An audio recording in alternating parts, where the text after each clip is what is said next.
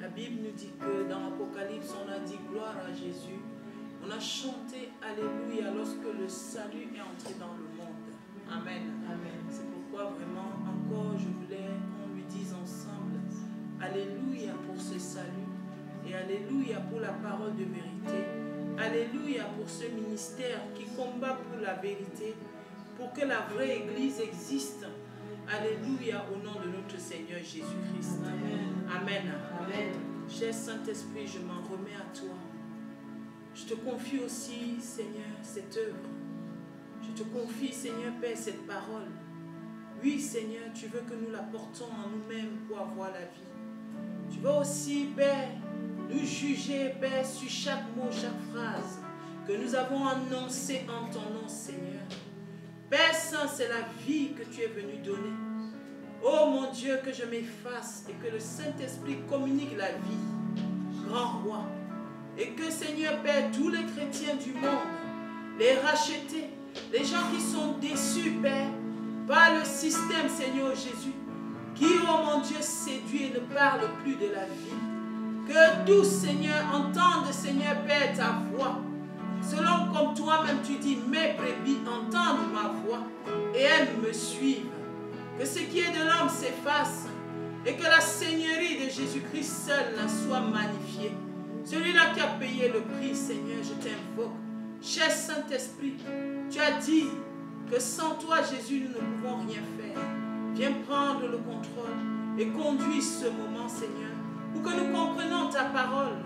Pour que l'Église véritable encore, Seigneur, Papa Père, mangeant cette parole, Seigneur, voit ta gloire, parce que tu es Dieu. Sois élevé, sois magnifié, au nom de Jésus. Amen. Amen.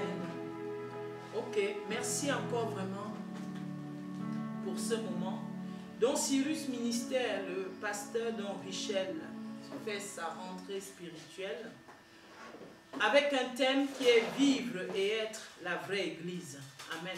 Amen. Donc, vraiment, je veux bénir encore notre Dieu. Je lui rends grâce pour cette rentrée spirituelle. À cet effet, il a mis à cœur à son serviteur un thème qui en réalité relate et reflète ce que le ministère est et ce que le ministère va devenir pendant longtemps selon la pensée de Dieu. Vivre et être la vraie Église. Beaucoup de gens ne vont pas peut-être avoir l'inspiration sur un tel thème. Rien que le thème déjà nous montre le désir des cœurs, le désir que Dieu a mis dans la pensée de son serviteur, de pouvoir au moins sur la terre se tenir encore courageusement et valablement devant le camp de la vérité pour annoncer cette vérité. Nous bénissons aussi Dieu, notre Seigneur Jésus-Christ, afin que ce thème qu'il a inspiré soit rempli du Saint-Esprit et que tous les chrétiens du monde entier, tous ceux-là qui vont nous suivre, qui vont écouter, ne regardent pas les gens, mais ouvrent leur oreille, leur entendement spirituel pour saisir la pensée de Dieu en ce qui concerne le concept de l'Église. Pour comprendre donc de manière beaucoup plus spirituelle, je dirais, ce thème, nous allons l'aborder comme Dieu nous a mis à cœur. Quand je dis nous, c'est vraiment parce que le pasteur Richel nous a bien sûr demandé de le faire. Et comme on est un collège de sacrificateurs à l'autel de Dieu, nous travaillons ensemble, nous allons donc l'aborder en plusieurs parties. Je vais introduire, mais le plan est le suivant. Dans un premier temps, effectivement, hormis l'introduction que je vais amener aujourd'hui, nous allons voir le concept de l'Église en grand 1. Pourquoi? Parce que beaucoup de gens sont Église, mais ils ne savent pas ce que c'est que l'Église. Beaucoup de gens expliquent le concept de l'Église, bien sûr partant des mots grecs et latins, ecclésia, qui, pour nous, pour la plupart des chrétiens, réalisent que ça signifie ek, du radical ek, et puis de clésia, du préfixe ek et de clésia, qui signifie hors de, sorti hors de. Bien sûr, Beaucoup de gens ont la définition matérielle de l'église aussi, disant que l'église c'est un bâtiment, un endroit où peut-être les gens vont peut-être se réunir, alors que le concept de base de l'église, c'est la personne église, c'est l'individu que Dieu est venu pour bâtir. On va donc voir ça, et on va voir donc l'origine même de ce concept, et on va voir pourquoi l'église a 3 dimensions, l'individu, l'assemblée, une communauté et l'église universelle. Ensuite, on va voir le devenir en grand 2. Devenir et être une vraie église. Effectivement, quand on dit devenir et être une vraie église, c'est parce qu'il y a un processus. Beaucoup de gens connaissent l'église dans sa finalité. Beaucoup de gens connaissent l'église dans son aspect visible. L'église qui va annoncer la parole, l'église qui est un chrétien qui a dit un jour oui à Jésus, mais qui ne connaissent pas l'église dans le processus que Dieu a mis en place, qu'il a pourvu pour que nous puissions, nous tous, avoir la joie d'être appelés Église, épouse de Jésus-Christ. En 3e partie, nous allons voir l'importance de l'obéissance et la mission de l'Église. Là-dedans, on va voir la part de l'homme, effectivement, parce que Dieu a tout pourvu, la mission de l'Église.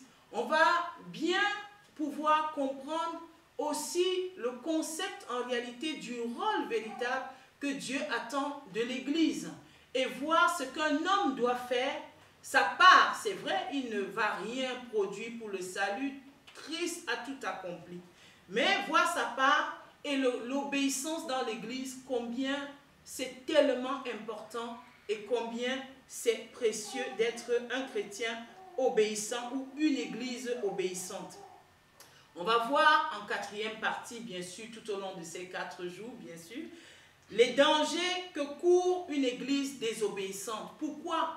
En dernière partie, on va voir ça. Parce qu'après avoir communiqué tous ces éléments que Dieu met à cœur pour exprimer comment la vraie église doit vivre et être, comment elle se met en place, comment elle se constitue, ce qu'il a donné pour cela, qu'est-ce que le chrétien doit comprendre de sa vie avec Jésus-Christ. Il est important de l'aider à voir l'Église dans son environnement, qui est le monde, et de voir les dangers qu'il encourt s'il ne comprend pas l'Église dans le sens véritable de ce que veut Jésus-Christ. Amen. Amen. Donc là, on va faire l'introduction aujourd'hui, juste pour essayer donc de comprendre déjà notre thème sur le plan spirituel, à proprement dit. Qu'est-ce que l'Église? On va l'amener pour faire comprendre encore à la plupart de nous tous que quand on parle de l'Église, c'est un concept précieux dans le cœur du Père. Amen. Quand on parle de l'Église, c'est un concept précieux dans le cœur de notre Seigneur. Quand on parle de l'Église, c'est l'existence même de celui-là qui va être sauvé et qui va vivre sur la terre en poursuivant sa destinée que Dieu lui a donnée. Donc, pour cela, Dieu nous met à cœur donc d'aider à comprendre avec un processus. C'est-à-dire quoi? Nous allons prendre un exemple naturel pour essayer de toucher la pensée de Dieu. Parce que beaucoup de gens connaissent l'Église, comme je l'ai dit, pas en amont. Quand je dis en amont, c'est le début. Mais ils connaissent l'Église en aval, c'est-à-dire les faits visibles. Quelqu'un prie, on dit il prie parce qu'il est qui? Église. Quelqu'un enseigne, on dit il enseigne parce qu'il est qui? Église. Quelqu'un fait des choses, on dit il ne le fait pas. Oui, l'Église doit le faire, mais c'est la finalité. Ce n'est pas le début. Ce n'est pas ça qui fait de lui Église. Ce qui fait de lui Église, c'est Christ établi en lui, Christ bâti en lui, Christ maintenant existant dans sa personne. Mais tout cela, c'est un processus. Je vais comparer.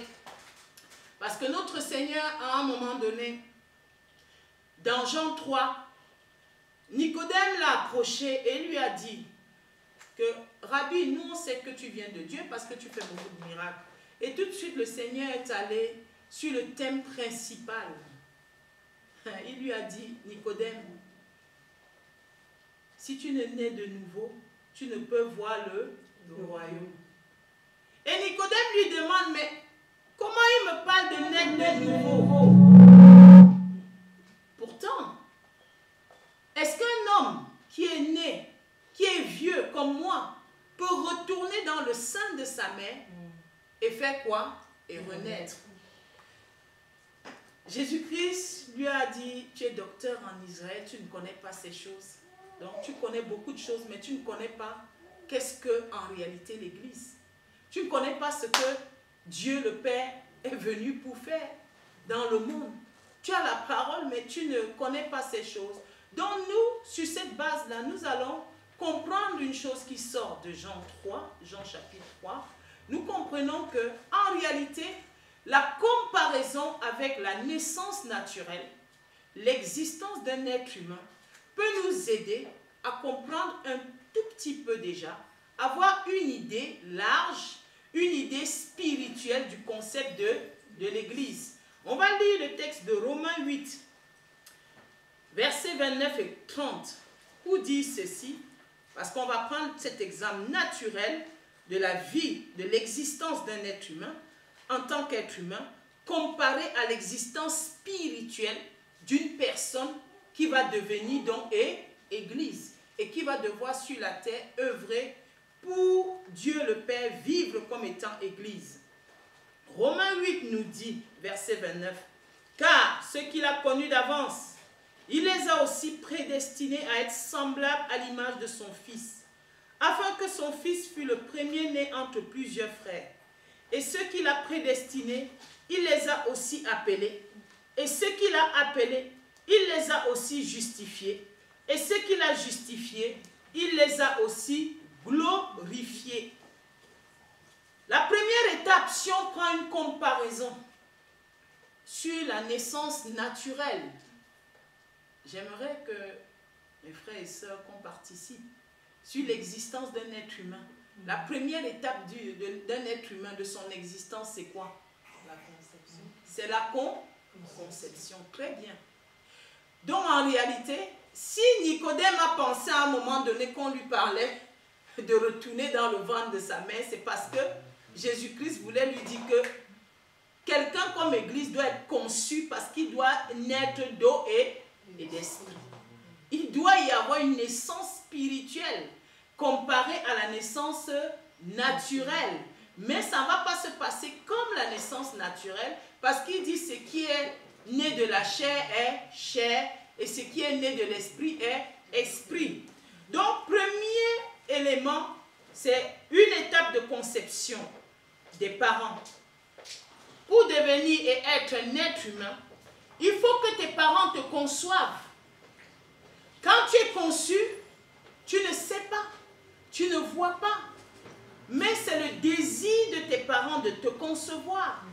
Mais pour l'Église, qui a le désir de concevoir une personne Église? C'est Dieu le Père. Amen. Dieu le Père a eu le désir de venir concevoir pour le salut de l'humanité, faire de toi une personne Église. C'est pourquoi il dit, ceux qu'il a connus d'avance, il les a prédestinés. Mais il les a connus d'avance où? Il a décidé donc de venir, comme ce passage de Romains nous le dit, pour pouvoir maintenant te concevoir en qui?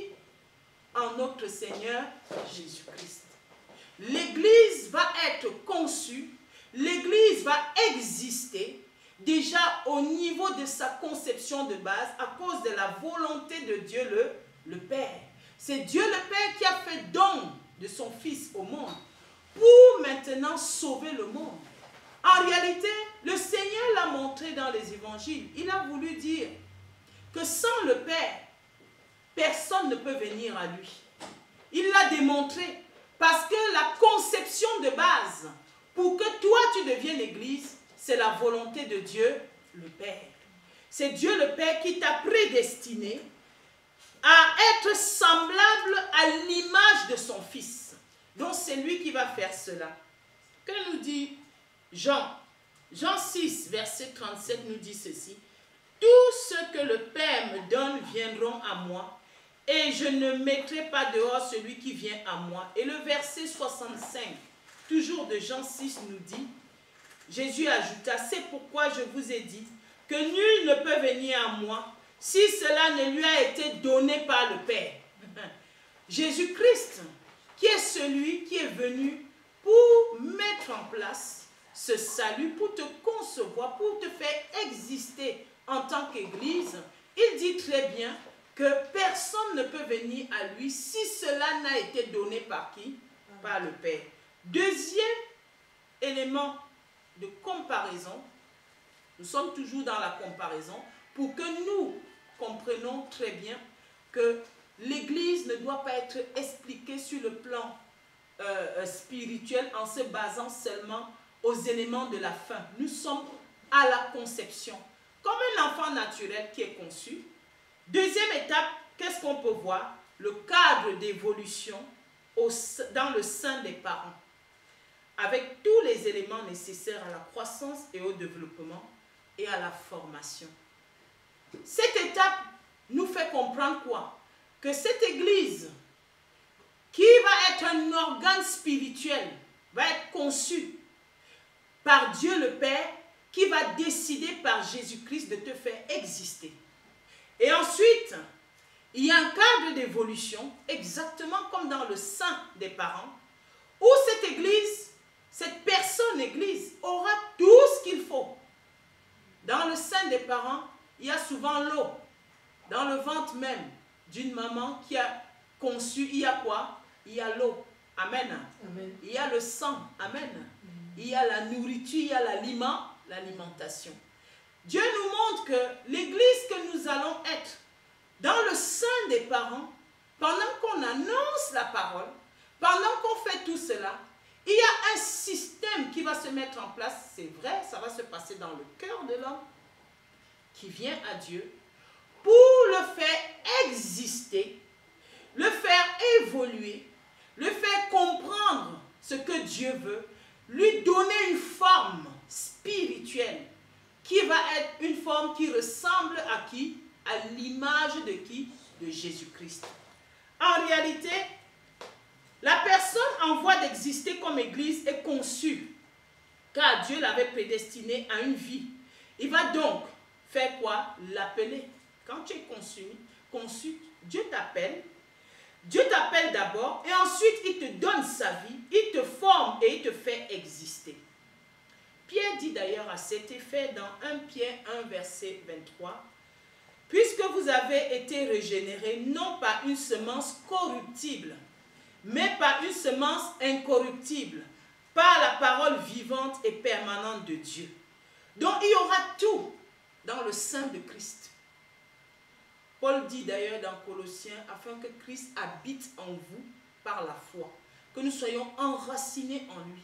Mais il va habiter en nous parce qu'on sera conçu, on va exister, on va être formé jusqu'à ce que l'homme spirituel, l'Église dans le sens spirituel, prenne forme. Donc par une semence qui n'est pas corruptible, mais la semence de la parole vivante de Dieu, de la parole de vérité, on peut, entre guillemets, voir un peu toute la parole de séduction que les gens entendent partout. Ne nous étonnons pas qu'on prenne un thème, la vraie Église, parce qu'il faut voir la base. Est-ce que même cette personne a été un jour Église? Parce qu'on peut voir des gens qui vont multiplier des versets bibliques, faire des choses, mais dans le fond, quelle est la semence qui les a engendrés? C'est une semence de séduction, un mensonge, un coureur vers les miracles, quelqu'un qui n'a jamais voulu vraiment appartenir à Dieu pour la vérité de la parole. Il y aura tout donc dans le sein de Jésus-Christ pour cette formation à la vie.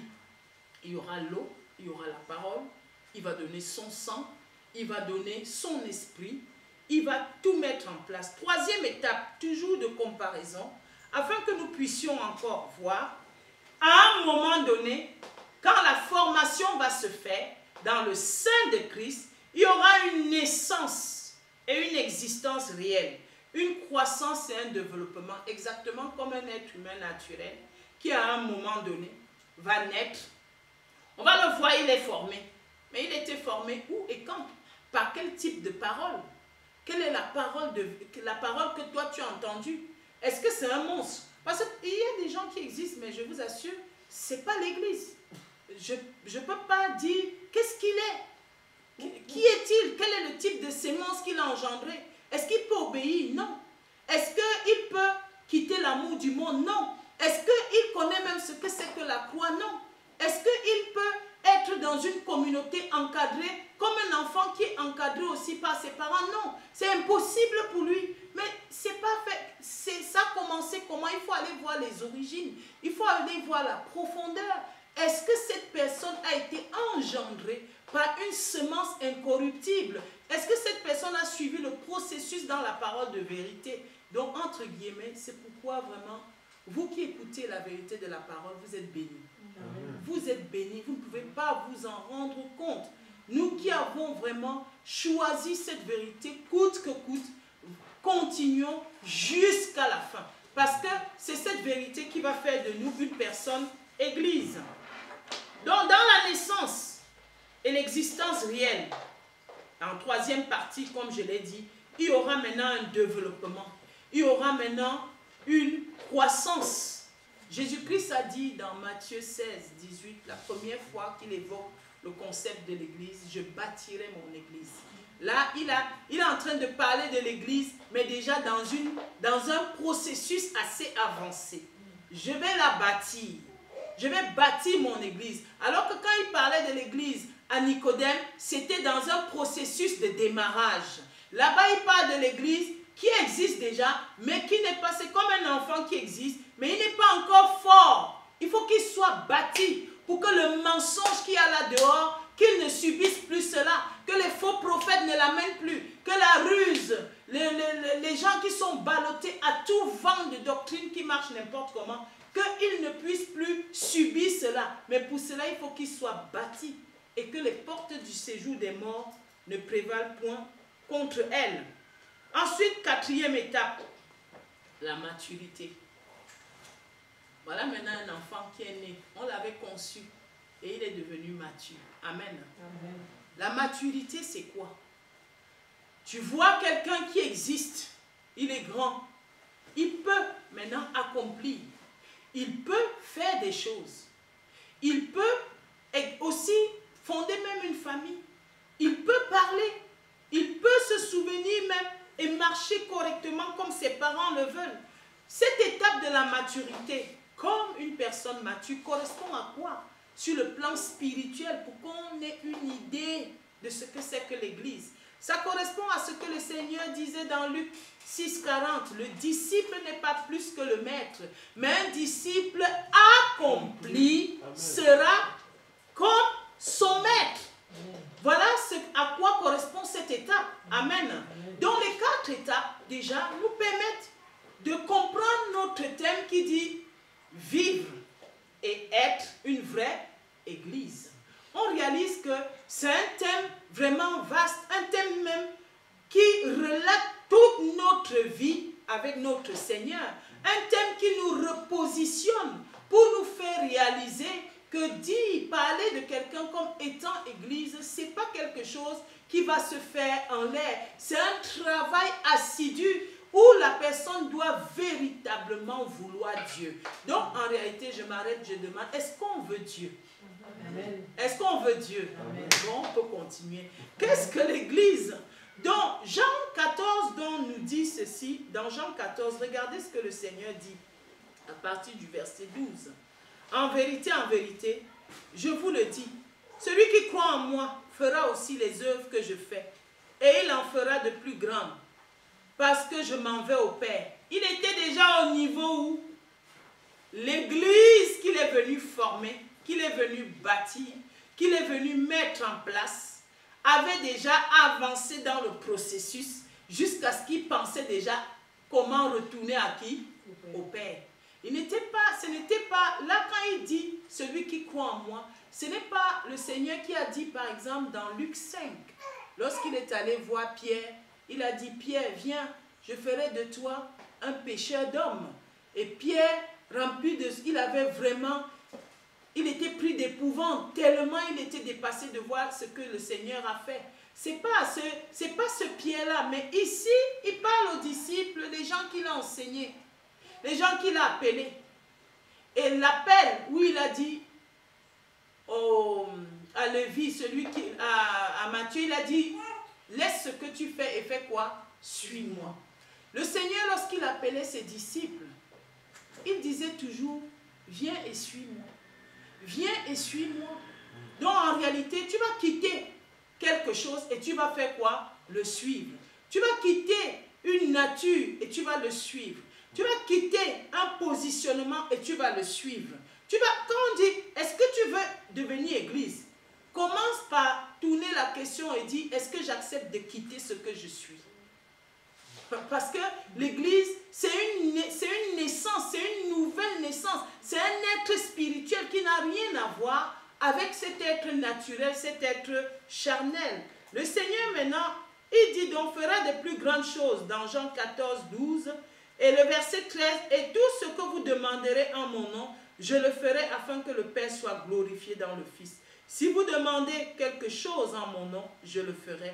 Si vous m'aimez, gardez mes commandements. Et moi, je prierai le Père et il vous donnera un autre consolateur, afin qu'il demeure éternellement avec vous. L'esprit de vérité que le monde ne peut recevoir parce qu'il ne le voit point et ne le connaît point. Mais vous, vous le connaissez car il demeure avec vous et il sera en vous. C'est le mot « il sera en vous » qui doit interpeller quelqu'un qui veut être véritablement qui? L'Église. L'esprit de vérité sera en toi. Mais en toi qui? En toi dont cette personne qui est née, qui a suivi les étapes et qui existe spirituellement. Comme un être naturel peut être conçu, naître, exister et devenir mature, l'Église aussi, qui est un être spirituel, doit être conçu, il doit naître, exister, être formé et devenir mature. C'est à cet être-là que Jésus-Christ dit, le Saint-Esprit viendra être en vous. Ce n'est pas à quelqu'un à qui on a dit un jour, tu aimes Jésus, il a dit oui, mais il demeure désobéissant et il passe son temps à dire qu'il garde qui? Le Saint-Esprit. Le Saint-Esprit est saint, comme son nom l'indique. Il ne va pas venir demeurer dans une personne qui n'entretient pas une relation d'obéissance avec la parole de vérité. Mais pour cela, on ne se lève pas comme ça un jour, un homme charnel, et on dit je deviens église. Il y a un processus. Il y a un processus que Dieu veut voir. Amen. Amen. Maintenant, toujours pour introduire ce qui va vous permettre de bien comprendre. Donc, pourquoi la notion de vraie église? Dans l'expression d'une personne mature, par exemple. Si on regarde cette personne naturelle, devenue mature, vraiment un homme à l'état d'homme fait, quelqu'un qui est vraiment déjà fait, qu'est-ce qu'on va le voir faire? On va le voir sur l'aspect extérieur, n'est-ce pas? On va le voir sur l'aspect visible. On va voir une apparence de quelqu'un qui a grandi. C'est pour ça même que Nicodème pouvait être très étonné, puisque lui se voyait sur son aspect extérieur. Un homme déjà fait, un homme naturel. Dans l'expression visible du rôle de l'Église, on va voir donc qu'elle annonce la parole, n'est-ce pas? Amen. On va voir qu'elle gagne aussi beaucoup de gens, n'est-ce pas? Oui. Elle conduit même beaucoup de gens. Elle parle à beaucoup de personnes. Et les gens même, elle fait même certains miracles. Mais quand tu vas voir cette expression visible, tu vas voir des communautés, des endroits où les gens se réunissent, les gens abondent. Parfois, les chrétiens aiment voir les endroits où c'est plein. Ils se disent que comme c'est plein, c'est sûr que Dieu est là-bas. Non, c'est sûr qu'il y a la chair. Parce que là où c'est plein, c'est le stade. Amen. Là où c'est la vérité, il faut le dire. Parce que c'est certain, il y a la chair. Là où c'est plein, quand Jésus est né, la grange n'était pas pleine. C'est les rois mages qui sont venus parce qu'ils suivaient quoi? L'étoile. Ils sont venus adorer le roi. Donc, pour que Dieu t'attire, t'appelle, il y a des chrétiens comme ça, ils vont dans des églises parce qu'il y a un phénomène de foule et ça les trompe, il y a des faiseurs de miracles, il y a des gens, ils y vont et ils disent non, là-bas, et on ouvre la Bible, qui est la parole de Dieu, et on l'ouvre.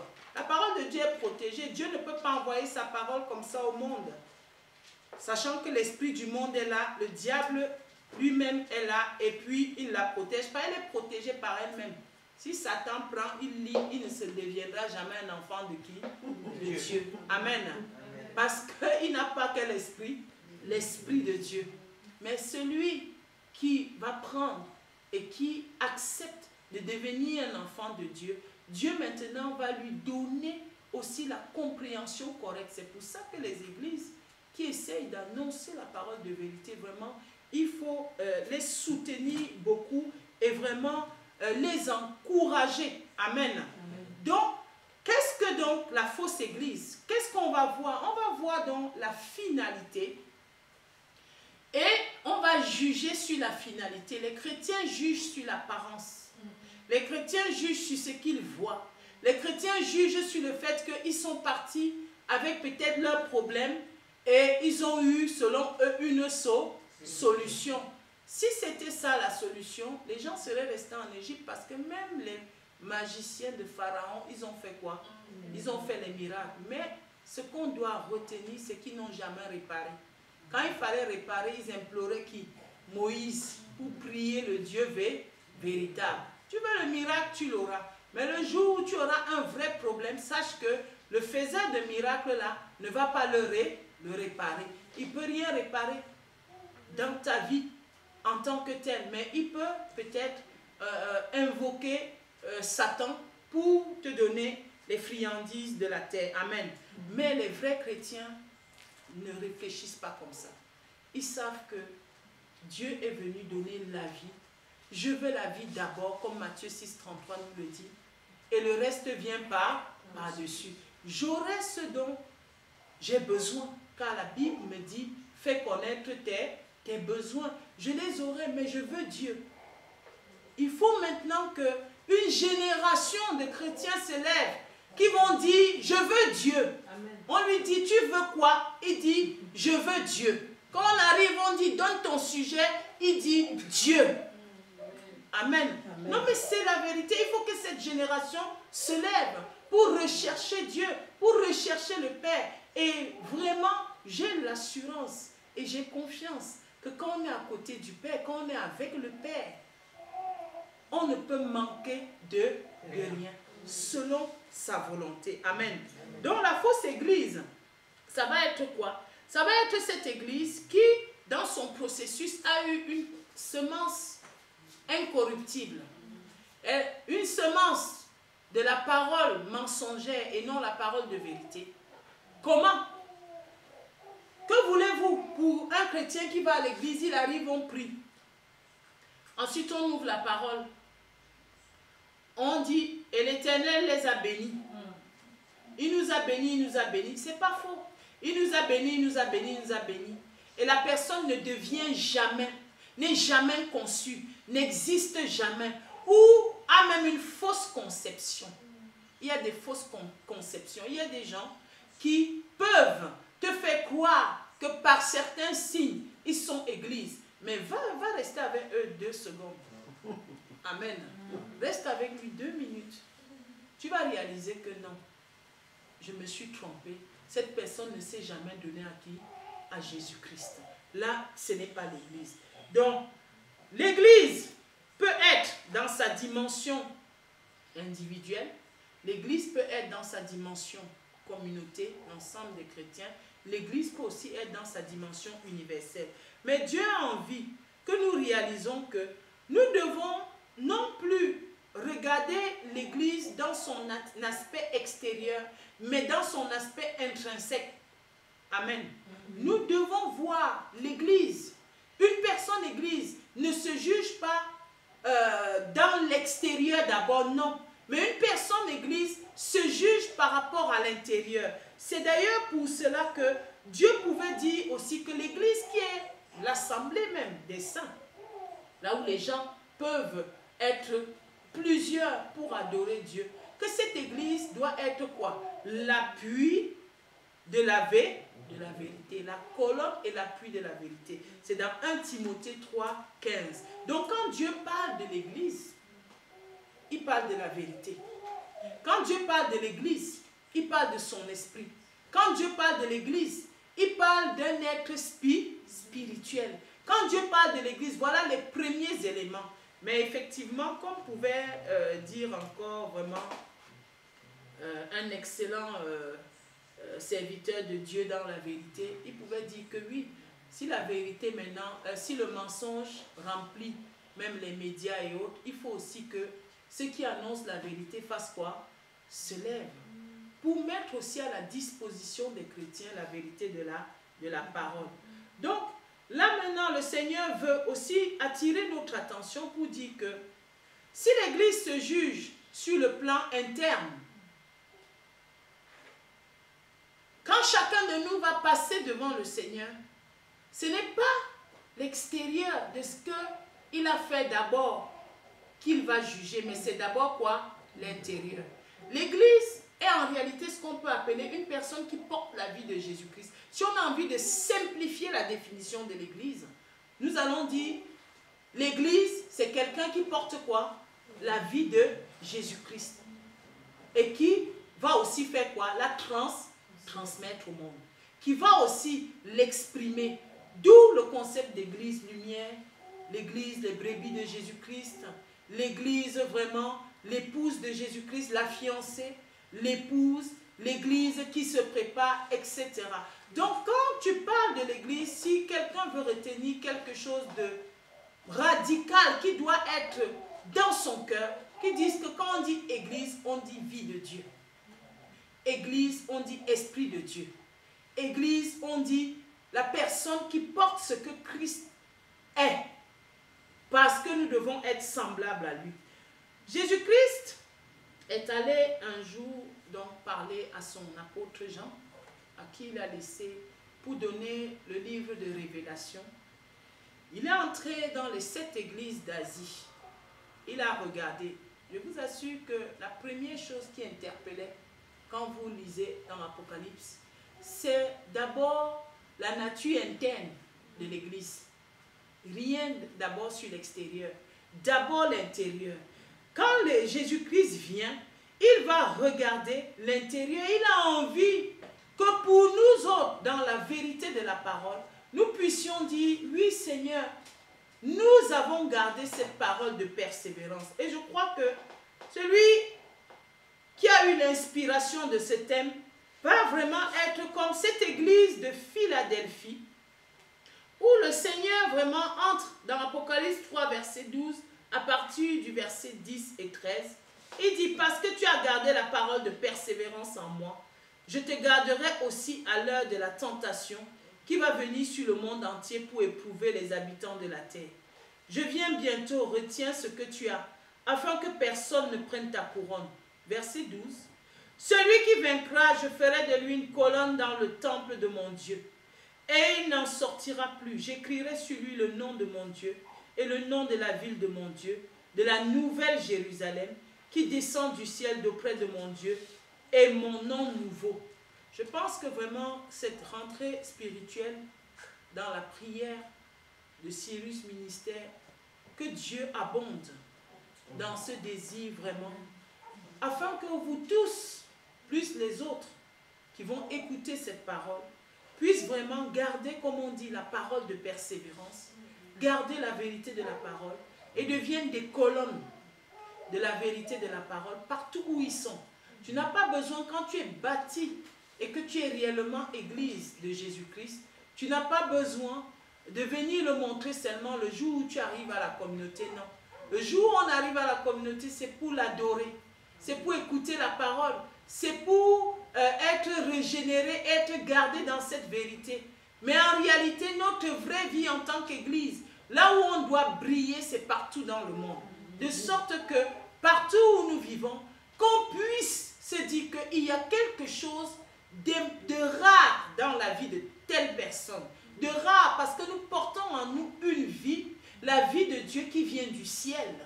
Ce n'est pas une vie qu'on a trouvée sur la terre. Si elle existait sur la terre, Christ ne serait pas venu. La vie que nous portons n'existe pas. Il faut, pas comme certains chrétiens le disent, j'entends souvent, oui, les gens du monde sont mieux que nous, on doit se battre pour être comme eux. Comment? Comment comme eux? Ils sont comment? Ils sont prêts pour l'enfer. Si toi tu ne deviens pas église pour que lui aussi reçoive quoi? La parole. Amen. Comment comme eux? Nous, on n'a pas de modèle sur la terre. Notre modèle est céleste. Amen. Notre modèle, c'est Jésus-Christ. Donc, l'essence même du concept de l'église, on peut dire quoi de l'église? On peut dire, elle est porteuse de la vie. On dit de l'église, quelle est son essence? Elle est porteuse de la vie. La vie de notre Seigneur Jésus-Christ, la vie de foi, nécessite en réalité donc une compréhension claire. D'où vient l'église? Pourquoi l'église? On va voir sa définition, comme on l'a dit de partout, mais tu dois comprendre que l'église, c'est que le Père a réfléchi comment faire pour mettre la vie au monde. Il a envoyé la vie. On va remplacer le nom de notre Seigneur par la vie. Jean dit que la parole était au commencement. Cette parole était la lumière des hommes. En elle était la vie. La vie est venue dans le monde. Et cette vie qui vient dans le monde va chercher une destination. Qui est quoi? Le cœur de l'homme. La vie a envie maintenant d'être conçue dans ce cœur de l'homme, comme je vous ai montré par 4 schémas. Mais c'est la vie que le Père veut aussi laisser dans le monde et repartir par son Fils Jésus-Christ. Pour que cette vie, cette personne église qui porte la vie, entretienne la vie, demeure dans la vie, pendant que le monde est dans les ténèbres, fait briller la vie dans le monde, pour que le monde aussi reçoive quoi? La vie. Mais les étapes sont brûlées. Les gens qui estiment qu'ils doivent donner la vie aux gens, parfois, eux-mêmes n'ont pas la vie. Ils ont l'annonce de la parole au bout des lèvres, mais ils n'ont pas quoi? La vie. On ne peut pas transmettre la vie sans porter la vie soi-même. Sinon, Dieu nous aurait envoyé un colis avec la vie du ciel pour dire, prenez la vie. Mais c'est parce que la vie ne reste nulle part que dans le cœur de l'homme que Jésus-Christ lui-même est venu. Pour que maintenant, l'Église porte cette vie, l'Église soit engendrée et que l'Église devienne réellement le symbole de cette épouse, de cette fiancée qui sur la terre va aussi conduire beaucoup d'autres gens à continuer à recevoir quoi? La vie. L'église n'est pas un bâtiment. Nous avons par exemple le concept de Jérusalem, comme on l'a vu d'ailleurs effectivement, qui à l'époque était le temple physique bâti. Mais un jour, Jésus-Christ est allé rencontrer donc une femme samaritaine qui lui dit, mais Seigneur, nous et nos pères, nous on a adoré sur cette montagne, mais vous les Juifs, vous dites que ce n'est pas ici, c'est à Jérusalem, c'est dans Jean 4. Et le Seigneur lui dit non. Jérusalem étant le symbole du temple, le symbole même du temple spirituel que nous devons être en Christ. Il lui a dit non, l'heure est venue où les vrais adorateurs, parce que qu'est-ce qu'on peut faire dans le temple? Si on te demande, quand quelqu'un va dans le temple, c'est pour faire quoi? Tu vas au moins dire adorer Dieu. Il dit que l'heure est venue où les vrais adorateurs ne vont plus aller dans Jérusalem, mais ils vont l'adorer comment? Parce qu'il va bâtir, il va construire en l'homme, par son esprit et sa parole de vérité, ce temple afin qu'il devienne depuis son cœur un vrai adorateur. Donc l'Église doit être donc comme cette épouse que dans Apocalypse 21, 2, Jean dit ceci, et je vis descendre du ciel d'auprès de Dieu, la ville sainte, la nouvelle Jérusalem, préparée comme une épouse qui s'est parée pour son époux. Si Jérusalem ainsi le symbole de l'église. Maintenant, la nouvelle Jérusalem qui est venue, c'est une Jérusalem, c'est cette église qui sera constituée par l'esprit et quoi? Et l'eau. Jésus-Christ est parti du ciel, il est venu dans le monde pour nous donner la vie. Jésus-Christ a appelé les disciples, toujours pour les former, à porter, à devenir église. Jésus-Christ donc a formé ainsi sa fiancée, sa future épouse. D'ailleurs, même lorsqu'il parlait des prières, il disait que comment les amis de l'époux peuvent jeûner pendant que l'époux est là. Amen. Mais quand l'époux leur sera enlevé, ils vont faire quoi? Ils jeûneront. Pour montrer en réalité le concept de l'église qu'il est venu mettre en place. La future épouse des noces de l'agneau. Il les a établis et il a donné le Saint-Esprit pour commencer l'église. Sa fiancée va croître et continuer à s'occuper et transmettre la vie au monde. Amen. Jésus reviendra, mais en attendant qu'il revienne, est-ce que tu es église? Est-ce que tu es une vraie église? Est-ce que tu es l'église selon Dieu? Amen. Amen. Donc on va continuer les prochains développements par les autres. Tout au long donc des prochains jours, vous allez encore avoir l'occasion de comprendre ce concept de l'église que je viens d'aborder sur le plan purement spirituel pour nous montrer en réalité qu'il y a un processus, il y a un début, il y a quelque chose qui est en amont et il y a quelque chose qui est en aval. Amen. Amen. Mais nous ne voulons pas nous tenir seulement sur l'aspect visible. Nous voulons qu'il soit glorifié, qu'il soit élevé et que l'église véritable prenne place. Amen. Je voudrais savoir s'il y a la vraie église, quels sont les éléments qui permettent d'identifier la fausse église, en quelques mots. En quelques mots, quels sont les éléments? Quels peuvent être les éléments d'identification d'une fausse église? Déjà, le type de parole. Ça, c'est la première des choses qu'il faut voir. Est-ce une parole de vérité ou une parole de séduction?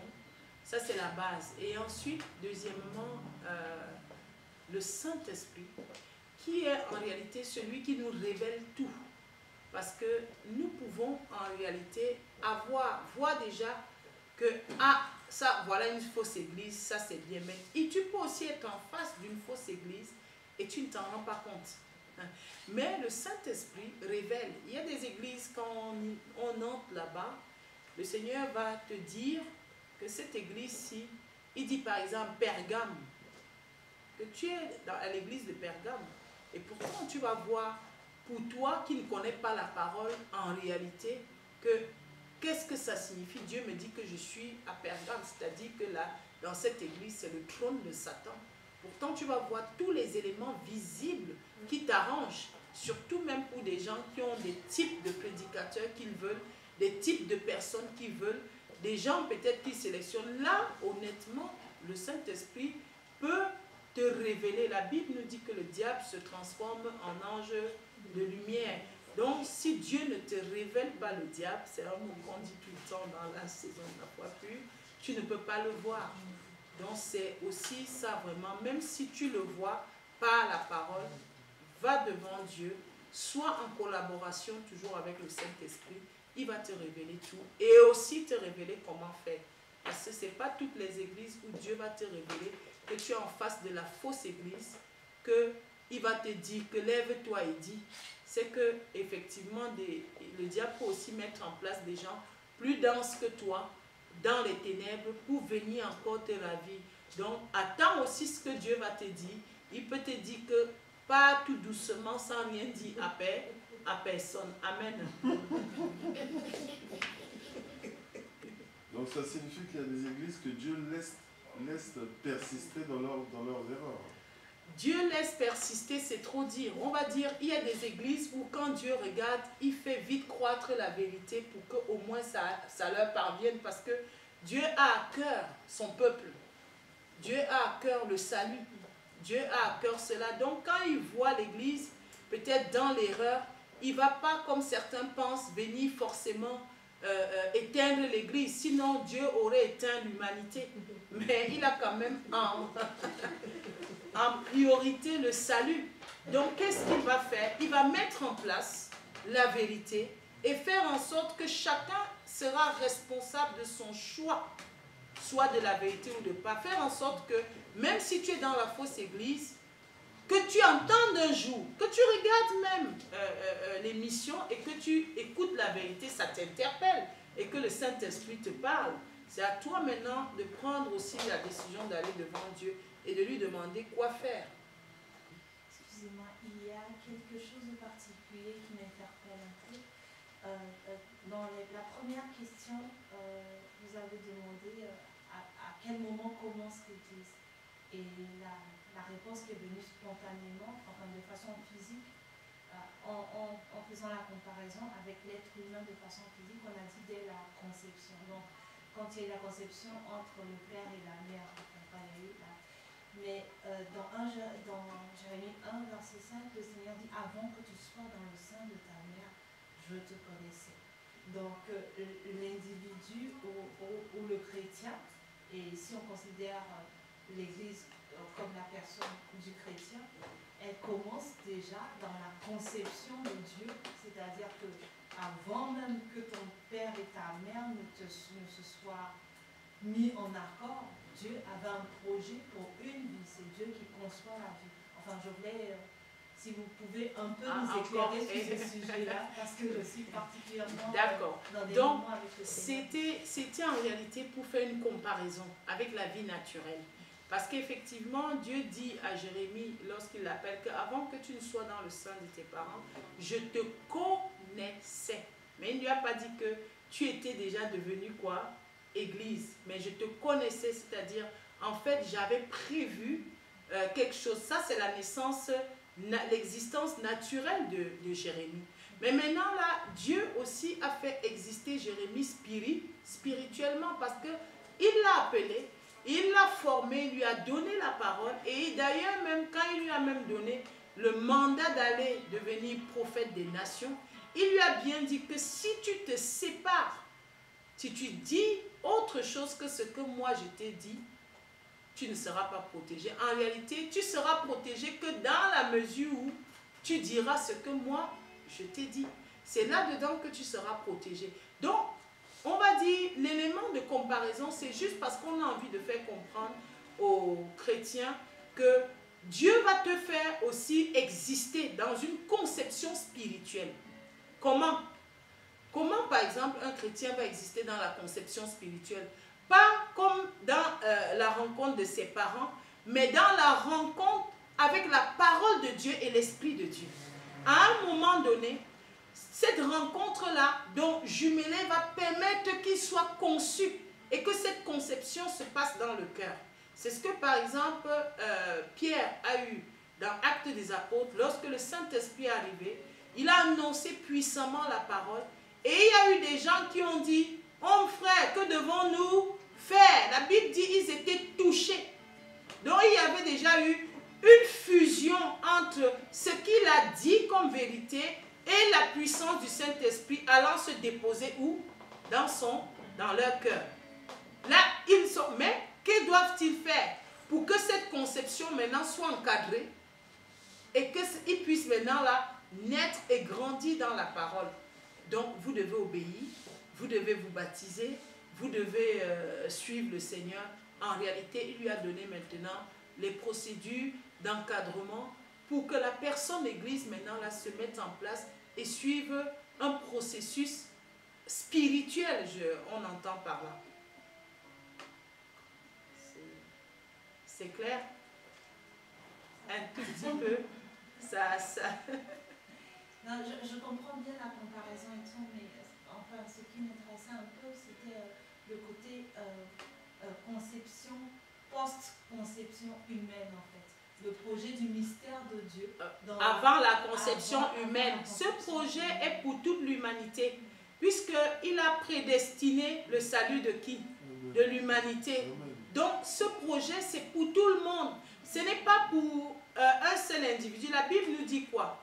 D'ailleurs, ce projet, on le voit dans Jean 3,16, qui dit que car Dieu a tant aimé le monde qu'il a donc fait une post-conception.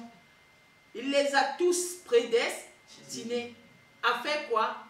Il a donné son Fils unique afin que quiconque maintenant croit en lui ne périsse point, mais qu'il ait la vie éternelle. En réalité, ce projet, il ne faut pas souvent, quand nous les chrétiens, on lit ça, on a souvent l'impression que en tant qu'homme charnel, naturel, on a une particularité. Non, tous les hommes créatures de Dieu ont une particularité. Sinon, Dieu aurait ouvert le feu de la géhenne tout de suite quand l'homme est devenu pécheur.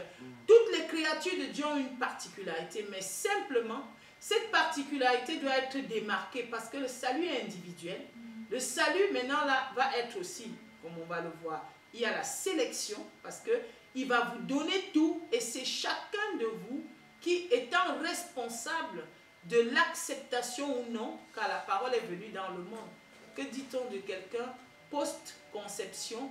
Il a une particularité, la parole vient, il fuit la parole. Comment on va faire pour le sauver?